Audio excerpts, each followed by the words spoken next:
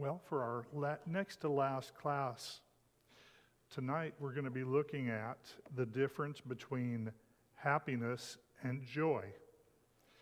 And in doing so, if we try to use just the dictionary definitions, we're going to find ourselves in a bit of a dilemma. And the dilemma is basically they say the same thing. And yet at the same time, in the New Testament, I think we can see quite clearly that God shows that there is a difference between happiness versus joy. Let's start out with this idea that God has provided us with things that we can enjoy. I think we all see that, and maybe it's something that we should say more often. Do we take pride in never being happy? You know, I'm resisting temptation all the time, so therefore I'll make sure if it's happiness, I'll make sure that I don't set foot near it. And I've seen that over the years. People kind of get so afraid that they're going to take a step towards something that they seem to think that God simply wants us to be here on earth, to live basically a contrite, tormented life until we might make it good enough to go to heaven. And I don't think, those of us that have looked at the New Testament really realize and that that's the case. And so maybe we should say more often, yes, there are things in life that we can enjoy. What brings to mind on that is something that I brought up a couple of weeks ago in terms of the Lord's table. We talk about the Lord's table, and we talk about the crucifixion. But what we never do is talk about the joy that came from that crucifixion. We talk about the crucifixion, but we never seem to get to the stage of what it's done for us, or we'll say at the end, to save our souls. Well, that's a joyous experience. And so we see that God is not afraid of happiness. He's not afraid to have us have joy. He also has set in mind that we can pursue those while honoring God and working toward the joy that He promised. And we're going to talk more about that as we go along. But often we want to do what makes us happy at the moment, even if it means sacrificing future joy. And that's when we have a habit of saying, God simply wants me to be happy. That's my excuse for what I'm doing. And so therefore, I'm justified in everything that I do. And that's the world's view. And that's the world's view of religion. If you go to Amazon, we could find a book called Real Happy, Jesus' Surprising Path to Genuine Joy. Every Day of Friday, How to Be Happier 7 Days a Week by Joel Osteen. And ever since he quit pitching for the Dodgers, I don't know, that's a different Osteen, isn't it? That's Claude, not Joel. Joel has made quite a bit of money, hasn't he, by teaching that idea to a lot of different people.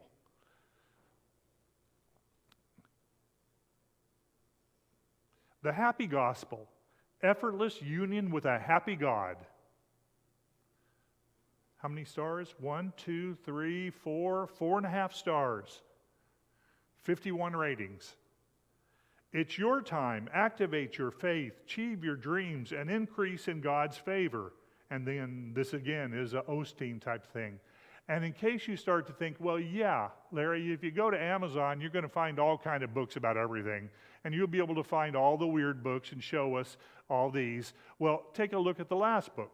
And that is James, Guidelines for a Happy Christian Life. That's the MacArthur Bible series by John F. MacArthur. Many of you have his study Bible and you use it. In fact, you use the study parts in the commentary. I know some people that use it as part of the Bible. And so that's a mainstream work. So this is something that is fairly common, I think we can see. In fact, people in biblical times, both with and without God's approval, search for what they believed would bring them happiness. I'm going to ask you now to think about that for a bit and think of some examples of people that did things that they thought would make them happy. New Testament or Old Testament? And actually, it's one of those questions that I don't phrase real well because it's actually almost, you can call out almost anyone's name that did something in the Bible, and we could find a way of it working with that. And so, well, what if it doesn't use the word happy? That's okay. In fact, that's what we're looking for. You twitched a finger there. Achan. Oh no, that's too much of a joke for me. You're aching us to give us an answer. And so, okay, we won't do that one. Mitch? Yeah, wanting a king rather than God. Micah?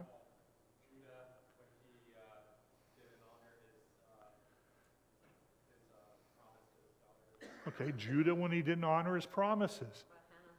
Hannah. Some of these things will end up with happiness. Some of them won't. What about Eve? She did what she... Did I catch you? Is that what you're going to say, Dallas? Okay. Judas Iscariot. You know, when we think about this, it's good as we look at it.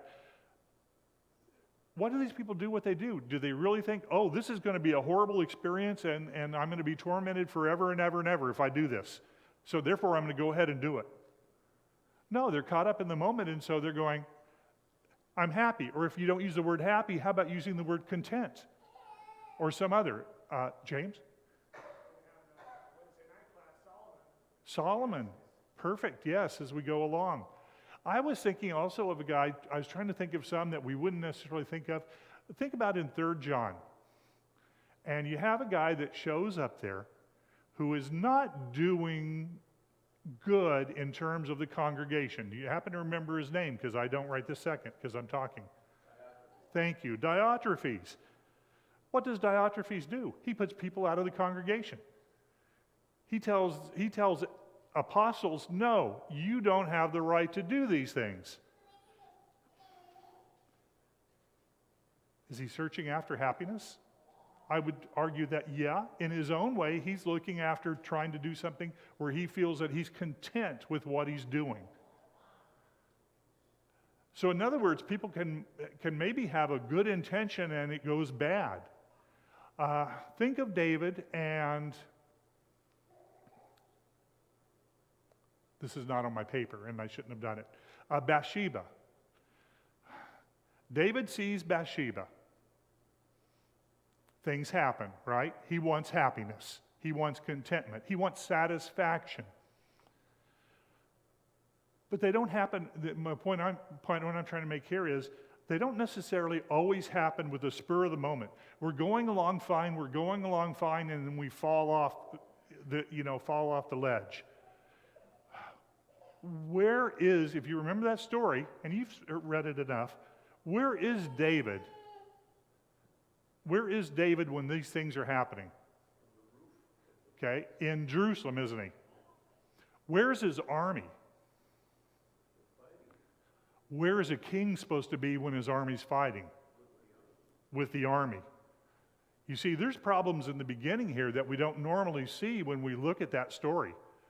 There's things that obviously in David's life leading up to that where things aren't exactly going as they should. A king is supposed to be at the head of his army. He's not supposed to be back in the capital city as he sends his men out to die. And so they think it will bring them happiness.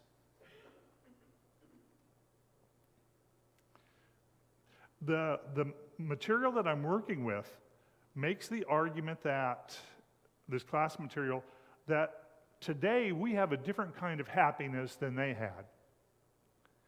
Our happiness, their happiness was, I'm going to go do such, it's going to make me happy to go kill so-and-so. Let's make it very simple, okay? That way I can get revenge. I'll use the word happy, but you know what I'm getting at, satisfaction. Today, our sense of happiness is a little bit more refined. Since I know what makes me happy, my actions are approved by God, because I know He wants me to be satisfied. And the point in the authors of the material is that they said, we really can't find anything in the Old Testament that taught that specific subject, that specific way. Oh, we taught, happiness, doing things you're not supposed to do, trying to get happiness. But this idea of saying that God's okay with what I'm doing because I'm doing it is kind of new to this world. And where does that lead? That leads to the final thing at the bottom, that is, why should I care about being objectively right if it conflicts with my emotions? Have you ever been frustrated talking to people and talking about the Bible and talking about the idea of what's right, and they simply look at you and they don't care? It's not a point to them. It helps if you understand where they're coming from. I'm not saying it justifies what they're doing, but I truly believe it helps to understand where they're coming from. If no other way, you just don't keep knocking your head against the same post over and over again. Or you don't immediately say, oh, well, they're just stupid. No, it's not our job to judge that way, I don't believe. Instead, we can see that what happens is people get this idea that God wants me happy. And if I want it, then therefore God's going to approve it. Here's what a preacher whose name is Doy Moyer wrote. He said, America plays right into the hands of this faith, since the pursuit of happiness is one of our encoded rights. We have the right to pursue what makes us happy, and how we interact with God fits right in. So God must surely want this for us, and if you say otherwise, you don't really love me. And notice that love gets redefined also at this time. The definition of love is, you must agree with me. So all of those things are happening. And when we look at that, it comes to an idea that these people are saying, I'm satisfied with my life. And the sad thing is, do you know people that are like that, and you know they're not? They're not satisfied with their life at all. But rather than change it, rather than make a change, they will stick to it and say, yes, I'm satisfied. There's an old story that in a Church of Christ, they sold the building. Now, I better get my story right. They bought a building, and it was a denomination, and they inherited two people because they liked the building. And so when you think about that, that's kind of what these people are. In other words, I've decided what I'm comfortable with, and so that's therefore what I'm going to do. And that's kind of interesting because God seems to challenge us for doing that. Did you have your hand? Okay. If you'd turn with me to Hebrews, the 11th chapter, let's take a look at what the scriptures are saying about some of those things. In Hebrews, the 11th chapter, verses 24 through 28. The writer says, by faith Moses, when he was grown up, refused to be called the son of Pharaoh's daughter, choosing rather to be mistreated with the people of God than to enjoy the fleeting pleasures of sin. He considered the reproach of Christ greater wealth than the treasures of Egypt, for he was looking to the reward. By faith he left Egypt, not being afraid of the anger of the king, for he endured as seeing him who is invisible. By faith he kept the Passover and sprinkled the blood, so that the destroyer of the firstborn might not touch them. You notice I had the questions on the screen. I had questions on my iPad last week, and I was overlooking them. So I'm to a point where I have to put everything back on the screen. So I figure if it's up there, I'll turn around and look at it sooner or later, and we'll see the questions. Or if I don't mention it at all, please raise your hand and go, hey, there's a question up there. Okay? Unless it's one you don't want to answer, then. In what ways did Moses intentionally ignore personal happiness in order to serve, according to this passage? What did he give up? Yeah, comfortable home in the Pharaoh's house.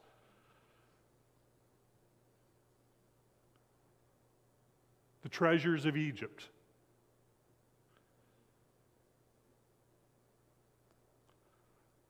Why? Why did he do that? He felt guilty because his people didn't have that, and he shouldn't. He felt guilty because his people didn't have it, and he wanted to. Let's draw that out a little bit, that idea of guilt.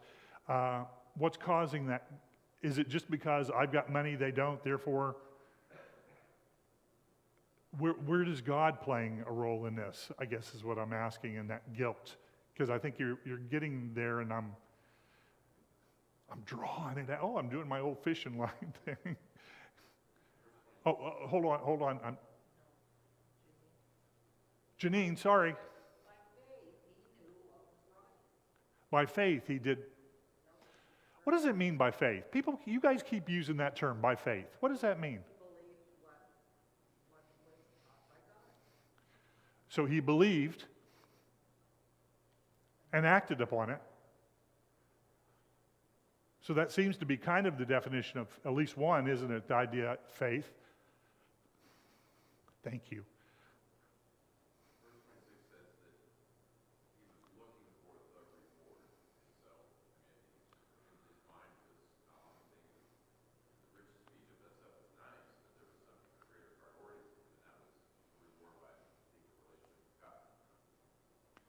It never explains exactly what that reward is, does it? It leaves it hanging there. I mean, in a perfect world, if I were doing, I'd be going, well, kind of Moses, tell me, are you talking? Did God actually say, hey, you're going to spend eternity with me, or you're going to be with me? I don't know. I mean, the passage it's quiet, so I'll just leave it there. But there's something that he's looking forward to. And that's an idea. Well, then let me ask you this. When Jesus died, how many apostles were looking forward to things the day Jesus died? None. Is that right? I mean, they all scattered. 3 days later, how many are looking forward to something? Yeah. Can't count. All of them. What are they looking forward to? What's changed? The guy's alive. The guy that's dead is alive.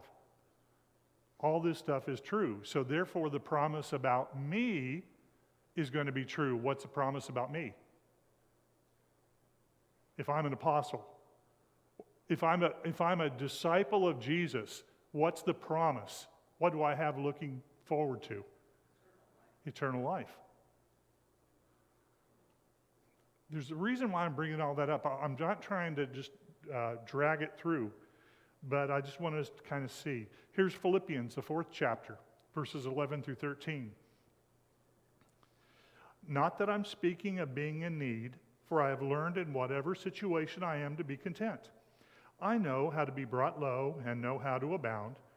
In any and every circumstance, I've learned the secret of facing plenty and hunger, abundance, and need. I can do all things through him who strengthens me. Now, for I am speaking of being in need, for I have learned in whatever situation I am to be content. What does Paul mean by content?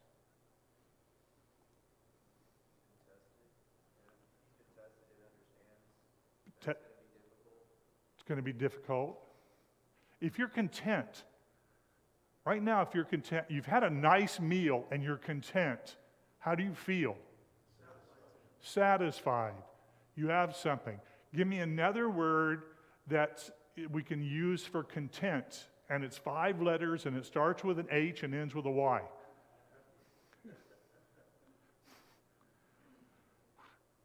You can be happy. It brings you joy.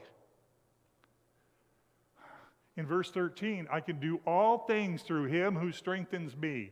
Does that mean he literally can do all? No, you're a mature enough audience to know that taking that out of context would mean that Paul can do anything and everything.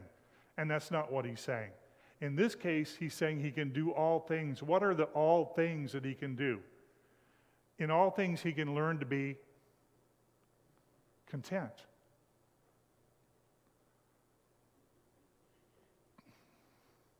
You haven't found work. And you have a family that you have to look after. You're worried. What do you have to be content about? What's in the future? What's the promise? Salvation. In Hebrews, I don't think I have it on this, so.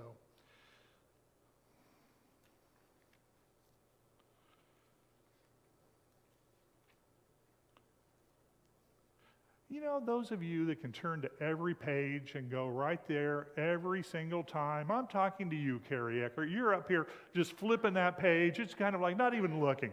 He's doing this, and he goes right to the thing. And I can barely find the New Testament.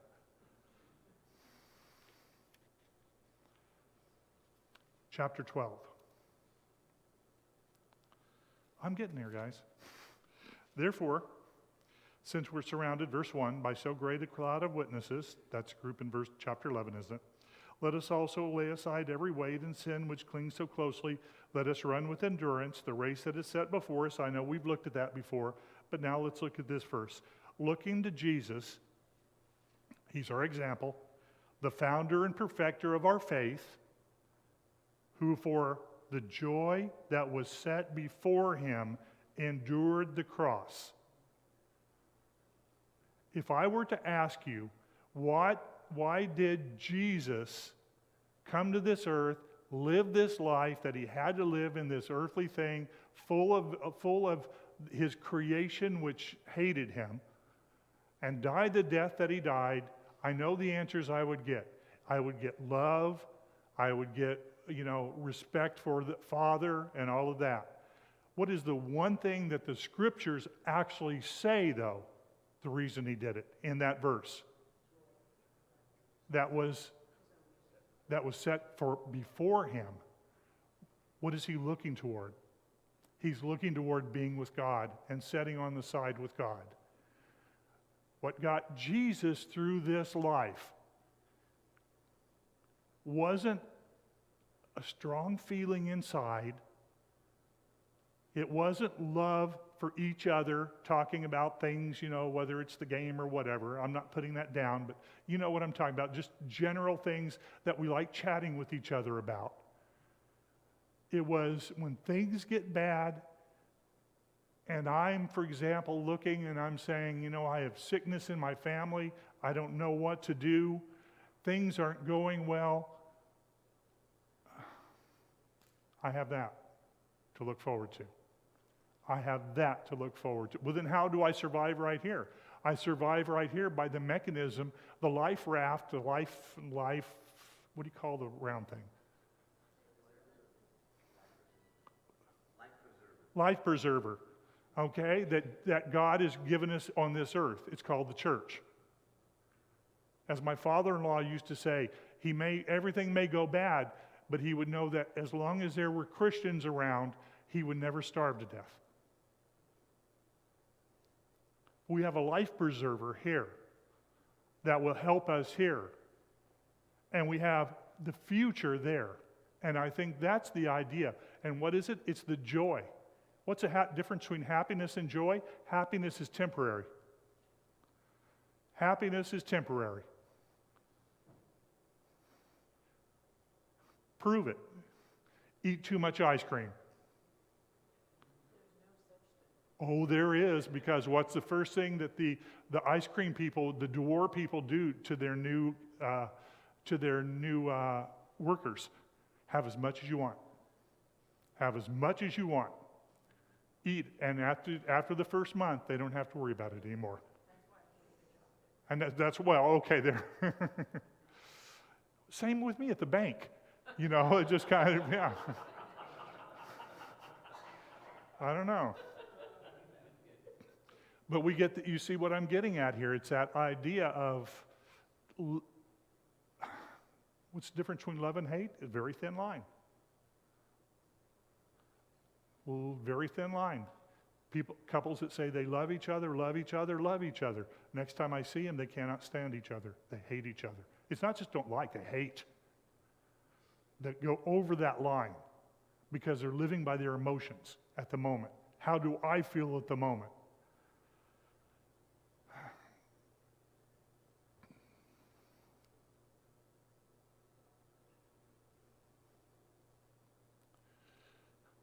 James chapter 1, count it all joy, my brothers, when you meet trials of various kinds, for you know that the testing of your faith produces steadfastness. And I always looked at that, and I know what it's for. And I know what it does, but it sure doesn't make things easier when it's hard. Well, I guess it does. You ever had a trial and you get through something, and once you've gotten through it, you have realized it's made you stronger in some way, shape, or form. You're better than you were. Part of that's the mindset, isn't it, that you go into it with. What's the connection between joy and trials? He's going to try us because he wants us to grow. And that joy is something that we can grow in. Contrast the joy described here with the world's concept of happiness. I don't know. It changes so much. What makes people happy today? Getting what they want. Yeah, well, that's good. That's the answer, isn't it? Getting whatever they happen to want at the moment. And I think that's the kind of thing at the moment, because now we've trained ourselves where, in fact, we don't even pretend that there's any kind of continuity in it. It's whatever I happen to want right now. It's right now. And when do you want it? Right now. And so, the Greek word blessed is about as close as we get to the Bible for the word happy. The word happy is in the Bible. And yet if you look at it and see what it is it's basically in its Greek and its Hebrew form, it means happy. Happy means blessed, or it means content.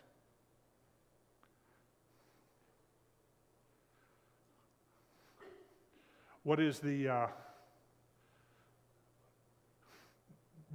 Jewish word for happy? What's the name of your oldest grandson? Yeah, there, Asher, good. Whew. I had to look that one up, so. Yeah, Asher means happy. And so among the 12 tribes, it named one happy. And, what I'm getting at is they're there, but a few English translations, such as the Good News Translation and Common English Bible, ones you have to kind of be careful about because they flow into commentary very easily, actually use the word happy for blessed in Matthew 5. And when you look at it, you can kind of do that and come up with something. It's not one that really gives us, that I would just teach every day out of, but I found it kind of interesting, again, in Matthew, the 5th chapter, verses 1 through 12. Seeing the crowds, he went up on the mountain, and then he sat down. His disciples came to him, and he opened his mouth, and he taught them, saying, "Blessed," if you don't mind, I'm just going to put happy in this for now. "Happy are the poor in spirit, for theirs is the kingdom of heaven." If you don't want to put happy, you might want to put content in that too. "Blessed are those who mourn, for they shall be comforted. Blessed or comforted are the meek, for they shall inherit the earth. Blessed are those who hunger and thirst for righteousness, for they shall be satisfied. Happy are the merciful, for they shall receive mercy. Blessed are the pure in spirit, for they shall see God. Blessed are the peacemakers, for they shall be called sons of God. Blessed are those who are persecuted for righteousness' sake, for theirs is the kingdom of heaven. Blessed are you when others revile you and persecute you and utter all kinds of evil against you falsely on my account. Rejoice and be glad, for your reward is great." Notice how this is tied up in this particular verse, the last verse, 12. Rejoice, there's joy, and be glad, for your reward is great in heaven, for so they persecuted the prophets who were before you. In this, Jesus doesn't say, I believe, have a smile on your face and giggle when they're persecuting you here on earth. In fact, when life is horrible, life is horrible. When you are sad, when you are grieving, grieve. That's part of the emotions that God has given us. But I think what each one of us has to do, and this is something I don't know the answer to, I think we all have to look at ourselves, is when we say that, when do we stop? When does it stop? My mom died in 1998. In fact, in the last couple of months, I felt it more than I have in the last 10 years. But it's a different kind of grief, too. And it's also something where it kind of gives me some joy in one sense. I had a sense of joy that there's something, she was, that cliche, they're better off where they're going than they are now, something we all use. Well, those of you that know that she was, with the Alzheimer's as bad as it was. But at the same time, I sure didn't want anyone walking into me, grabbing me by the shoulders and saying, hey, she's in heaven today. Smile and be happy. That's not what we're talking about in joy and being content. We're talking about having a long-term, isn't basic, I guess what I'm asking you, isn't Jesus putting on us the responsibility of having long-term eyesight and keeping a goal in mind? And that's what he expects from his people. Yeah.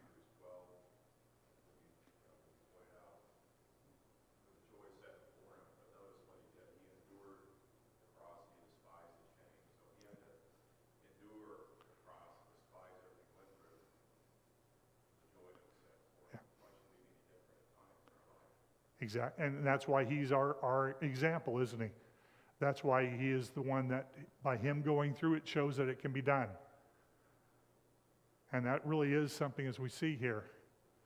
Following Jesus' example, then, we can find contentment in the present by looking forward to a future of joy.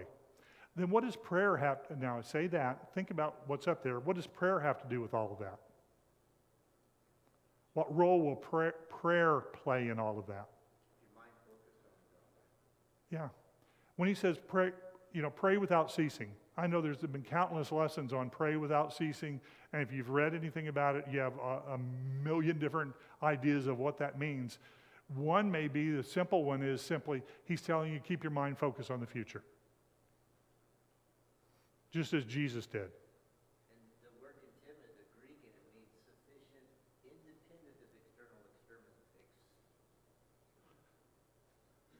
External accoutrements. Yeah, there you go. Is that right? I got it right word?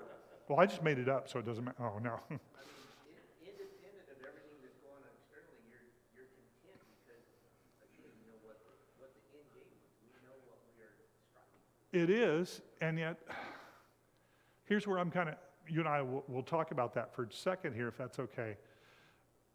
If we go back to that passage in Hebrews, though, it says that Jesus endured and despised. He put up with and was patient, but despised. If you despise something, it means you really don't like it. We don't have to like the way we're treated. But what he calls on us to do is have the ability, see if we don't have, I know why a shortcut would be, hey, this is how we should always be. We should never get mad at anyone, and we should cut that off, and we should never have any strong words with anyone, and all of that. That way we'll never get close to sin. Well, that's kind of pharisaical. I don't want to get close to sin.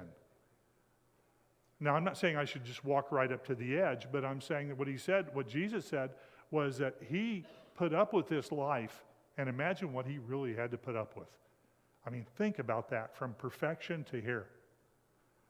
And that he despised what they were doing to him, the pain that he was going through. I think we could do the same thing and say, I hate this, God. Help me in whatever way that you're willing to that will help me so I can show my love for you. I mean, do we have those kind of prayers at home? Those aren't the prayers that we do among, in a group. But those are the prayers that we have. Those are the prayers where it says pray without ceasing. I think have that in mind, where we don't do it at necessarily a specific time, but we do it when we feel like we need it, especially. And then especially when something good happens, we do it. That's when the praise comes. Well, go ahead. So the worst thing that can happen to you is that you lose your salvation. A lot of terrible things can happen Yeah. to you. You can lose somebody that you love, you can get sick, you can financial, whatever. But the worst thing that can happen is that you lose your salvation. And if you can keep your eye on the salvation, then the other things that we must go through as humans, because this is where we live, we can get through those things because the worst thing hasn't happened. And they will get, she was saying the worst thing that can happen is we could lose our salvation. And all these other things that happen, we keep our mind on salvation. I think what we'll find is all these other things that are happening will get easier to get through the longer we go and do that. James? I think also, in terms of perspective, we look at Hebrews 12, verse 11. Now, I know chastening seems to be joyful for the present, but painful. Nevertheless, afterward it yields a peaceable fruit of righteousness to those who have been trained by it. Yeah. So it's a form of training. Yeah, James is using the passage of Hebrews 12:11, the idea of training and chastising. Those that exercise, those that do those things, you know the pain involved when you're doing it, but you also know the result of it is what you're shooting for. Ask this, Dave, very quickly. We're almost out of time. You've seen a lot of athletes over the years. What do you notice about those that seem to have their eye on a goal in the future, whether it's athletic or something like that, rather than just at the moment? Did that make any sense? Just say yeah and answer. Yeah, okay. I knew people growing up that were wonderful basketball players if they'd only put the cigarettes away. It was a different world back in the 60s. I mean, they couldn't get up and down the court. But once they put them away, they were pretty, this is high school, they were pretty good. But that short-term thing, and today, of course, it's drugs, alcohol, who knows whatever it is. And it's an excuse, really. It doesn't really matter what it is, because if it's not those things, it's going to be something else. Because that's how we're being trained. Next week, we finish up by I am worthless versus I am loved by God. And can I tell you, I really appreciate the patience you guys have shown with me. I really, that means a lot. I really do appreciate that. And let's call it quits for the night. We're a little bit early. If we make it out to the cars real fast, the kids won't know. And so...